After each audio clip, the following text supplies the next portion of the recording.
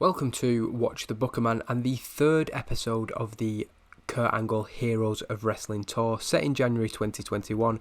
We've booked 2 shows so far and both of them were pretty bad. They both got a 31 rating, our attendance was slightly down, and actually on the last show I forgot to set a broadcaster, so it was only seen by those 535 people, which meant that we missed out on a lot of money. But of course, with this being a short-term save, we're not going to have to worry too much about that. I've definitely made sure that we're on the network for this show as we head to, I think, Queensland, is it? We're in a generic venue in Queensland and we're ready for the third episode of Kurt Angle's Heroes of Wrestling Tour. And like I said last time, we will be trying to add some new names to the roster. We got a note about a lack of big names, so I've brought in some of the more well-known free agents. I'm not sure if they'll be well-known enough to make a difference, but we can only try. And this is what the opening segment is actually setting up. Kurt Angle comes out to do his signature trademark introduction to the show, thanking everybody for being here. And he is joined by Mick Foley, 2 WWE legends. Have a little bit of a catch-up, reminisce about old times, and Mick Foley suggests a great main event for tonight. Kurt Angle seems to have earmarked Rusev for success, but Mick Foley has a guy of his own. His guy is the big guy who'll debut tonight, Ryback. So that sets up the main event. Kurt Angle loves the idea, he's in charge and he makes the match, and that is an excellent segment, far and away better than anything we've seen on any of the other shows, and I suspect better than anything we'll see tonight. Both guys doing a masterful job of improvising, both are really great on the microphone, so that's unsurprising. The segment went on too long for this audience, which is a little bit disappointing. I don't think 8 minutes is really too long to listen to 2 guys like this. Everybody's come out excited to see them, so I disagree with that, but it doesn't matter because the rating still comes out as a pretty good segment between these two.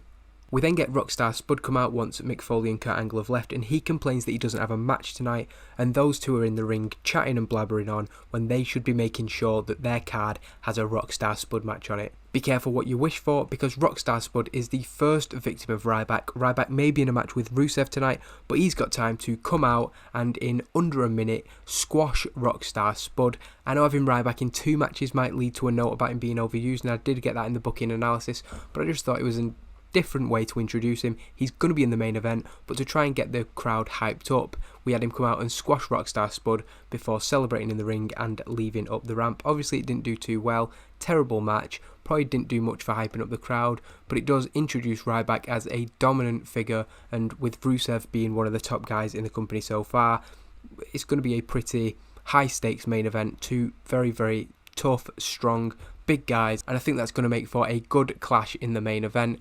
Ryback stands tall, like I said, giving it the feed me more, or whatever legally distinct catchphrase he can come up with, or maybe just doing the hand gestures and hopefully the crowd joining in. An 18 rated segment, so he's not too over here in Australia, so I don't think he's going to help with the lack of big names as we go into the second match of the night. And after Madison Eagles' great performance on the last show, she picks up another victory, defeating Deonna Purrazzo 9 minutes and 50 with a Hellbound. She puts in another decent performance, not as good as last time. Purrazzo, as we expect, not doing too well.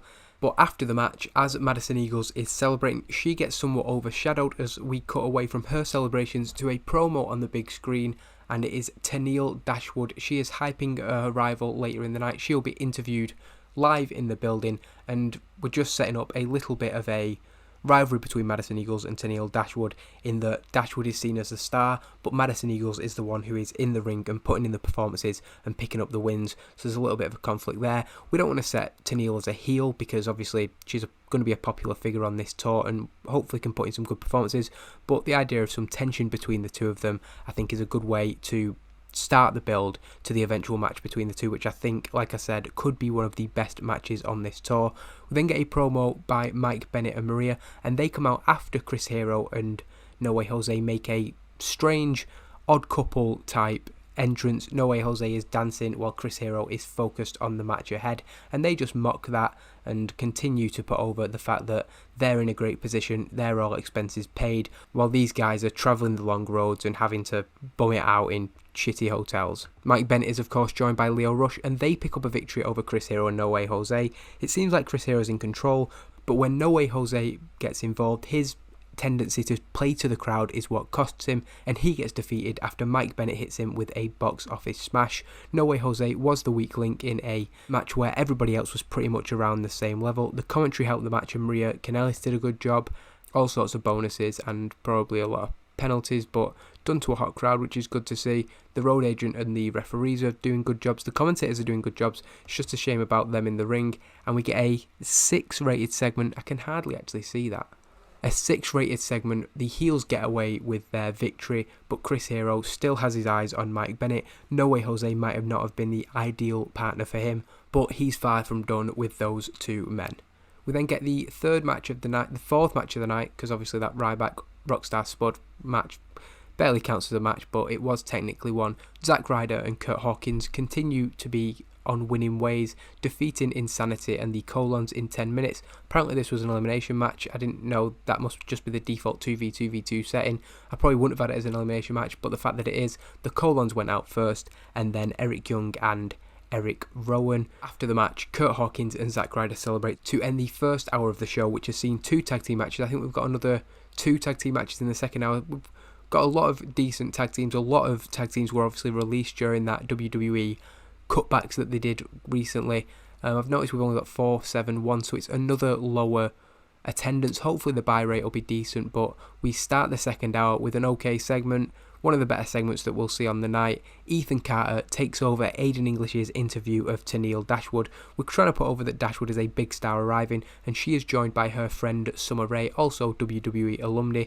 Ethan Carter pushes Aiden English out the way. This again furthers his rivalry with Rusev, but moreover he's trying to flirt with Tenille Dashwood, who quickly shoots him down. He then moves on to Summer Rae, who is equally uninterested in him. He brings up her history with Rusev and says that she can do so much better, but this gets him a slap from Summer Rae. Tenille Dashwood laughs and enjoys to see Ethan Carter taken down a peg, as does Aiden English. Ethan Carter storms off, and because there's now a space on the commentary booth, Tenille Dashwood joins it for the next match. Crazy Mary Dobson, who was off her game, defeating Erica Reed in 7 minutes and 2 seconds, continuing the winning streak for Crazy Mary Dobson with a split-legged moonsault. I've not seen her do that move before. It did cool the crowd, unfortunately, and Dobson was off her game. We're trying to push her and give her some wins, but she's really not putting in very good performances.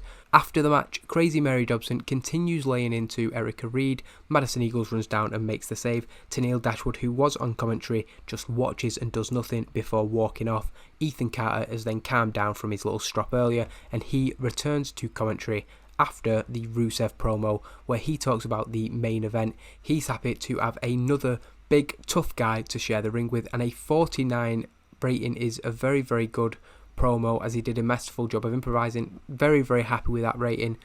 As we go into the next match, the semi-main event, Slater and Rhino versus Luke Gallows and Carl Anderson. And Gallows and Anderson continue to show more of that aggression, verging on heelish, but they don't really do anything to break the rules and win in the end when Carl Anderson pins Rhino with an Anderson spinebuster. Decent match again, an okay match. Heath Slater off his game. We're getting a lot of people off the game. I'd like to see people show more consistency, but Carl Anderson is standing out as the best performer in the match, and maybe we should put him in some singles matches going forward, because he is considerably better in the ring than his tag team partner. But for now, they are doing a good job as a team, picking up victories show after show. And after the match, Rhino and Heath Slater, who accept they were bettered, offer a handshake to Gallows and Anderson. The Good Brothers refuse and walk up the ramp. So we go into the main event, or what was scheduled to be a main event, but gets cut off when, as you may see in the notes there, Enzo and Big Cass, 2 more of our new signings. We've signed Danielle Monet, Summer Rae, Ryback, and these two, who debut by jumping over the guardrail, laying into both men, attacking them, catching them off guard, maybe using a steel chair, because when you think about it, Ryback and Rusev could probably fight these two off, but we are robbed of the main event. It goes just 1 minute and 26, and the two fan favourite characters are laid into in the ring, being beat down until Kurt Angle comes out and says that this needs to stop. He demands an end to the attack. If Enzo and Cass want to get fighting, then they can do it in the main event. He makes an impromptu tag team match, Enzo and Cass versus Rusev and Ryback. We are holding off the Ryback-Rusev match for further down the line. We can continue to build it throughout this match, and it's another good segment. So I think, regardless of the main event, unless it really, really bombs, this should be our best show yet, just because the angles, we've got 3 very, very good angles on this show. It went 6 minutes. I didn't really mean it to be that long. I suppose that could include the attack that Enzo and Cass did and Kurt Angle's promo. It probably should have been 4, but yeah, we get the note again that it was too long, which I don't think. I mean, this Kurt Angle trying to put over the fact we've got a tag team main event going 6 minutes is probably a fair thing because he'd have to ramble and really fill time with that. But the game doesn't know that, and to me, a Kurt Angle promo for 6 minutes shouldn't really be too long. Again, that's another thing, maybe to do with the fact we're on an event. I think if it was a TV show, there might be a bit more leeway because you expect promos on a TV show, but with it being an event, which is more like a pay-per-view, having somebody talk for 6 minutes is not really what people have come to see at that type of show. In the main event, which gets a 36, so it's okay, and this should be the best show so far, like I said, but Ryback and Rusev are able to overcome the more cohesive team. We want to send the fans happy home on these shows, and they work together well. Enzo being the one pinned, unsurprisingly, by Ryback, who hits a shell shock. We get some nice green notes there, getting the crowd buzzing. So this has been, compared to, maybe it's because my expectations are low, but I'm actually pleasantly surprised with how this show has gone. Nothing too bad. I've not made too many mistakes and oversights. And the next segment is just Ryback and Rusev standing tall in the ring to celebrate, ending the night, like I said, sending the fans home happy. But more importantly, we're teasing a little bit that Rusev and Ryback, despite working well together, they still want to see who the better man in the ring is. They didn't get the chance to show that tonight, and in future they very much want to do that. A 41, that gets a green and not a red, which I'm very, very happy with. The other shows, it just looks so much worse, that red, seeing a 31 in red, considerably better than the previous shows. The general feeling is that we don't have enough interesting storylines. Fair enough, can't argue with that. A lot of the storylines are getting terrible ratings, and hopefully when we get a little bit more to everything and more into the game, those storylines will be able to build a little bit of heat, but we increase our popularity in 24 regions, which is really, really good to see. And I'm actually going to make a speech. I'm just going to, I can't remember who actually did that well in the ring, but I'm going to praise Rusev and Ryback just because they were kind of all over the show. Ryback, for instance, on his debut night had 3 matches. It was like a 1 minute match, and then the main event. So it's not like he's going to be exhausted, but putting somebody in 3 matches on the first night is maybe a questionable decision. We'll just give it to them too, because I can't think of anybody else who stood out. Probably I should have done Madison Eagles, actually. Oh, Kenny Omega has signed an exclusive written contract. Obviously, that's to do with the conversion, and yes, his contract won't be ironclad, but he is going back to New Japan in this save, which is pretty interesting. Obviously, when mods are optimised for this new game, it's not going to be too much of an issue. The feedback for this show has been good all round. 122,000 buy rate, so a little bit less than we got last time. And again, the attendance is dropping, but the show rate is increasing. I'm not bothered too much about how many people are watching, because we're making a lot. We're making a lot of money from this. I know that I've said it to have coverage all over the English-speaking parts of the game, but 1.5 million in pay-per-view revenue off 2, not 3 pay-per-views, remember. We're making a hell of a lot of money. Considering we invested 620,000 into setting up this network, we've already made our money back, so it's a no-brainer to set up a thing like that if you're a company of this size. I've probably set us a little bit too popular considering how bad the shows are. If I'd have set us a little bit less popular, we'd be getting better feedback and stuff like that. I can't remember specifically what size I set the company up as, and I can't see the, oh, it's right there. Yeah, 39, so that's the first show we've done that actually matches the popularity that we should be getting. But yeah, and I set us a little bit of popularity everywhere, so I've sort of given us an unrealistic starting point, because to be known all around the world is probably a little bit too much for a company that's just popped up in Australia, but Kurt Angle's name to it. The next show is also going to be from the same area, Queensland, and we're setting up quite a few things. Things are sort of coming more into their own now. At the start it was more just matches, attack angles, but now we're starting to get a few more characters. Enzo and Cass debuting, divisive figures. I've set them as heels. I could have had them as faces because everybody likes to sing along to the, Enzo's repertoire of catchphrases and such.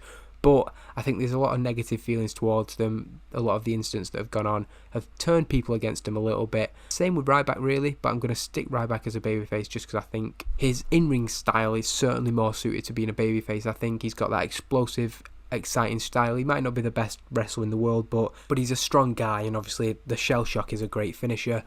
Going to continue to use them. Obviously Enzo and Cass losing on the debut, but we'll probably put them against a lower level team on the next show and allow us to build them up a bit more. But yeah, I think that was a much improved show. So Mick Foley doesn't think Big Cass has much psychology, and Eric Young thinks that Tennille has a lot of charisma, so that's good.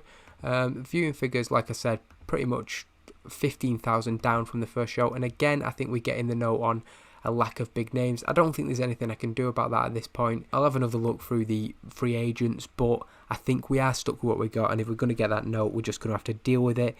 Fourth show next, halfway through the tour.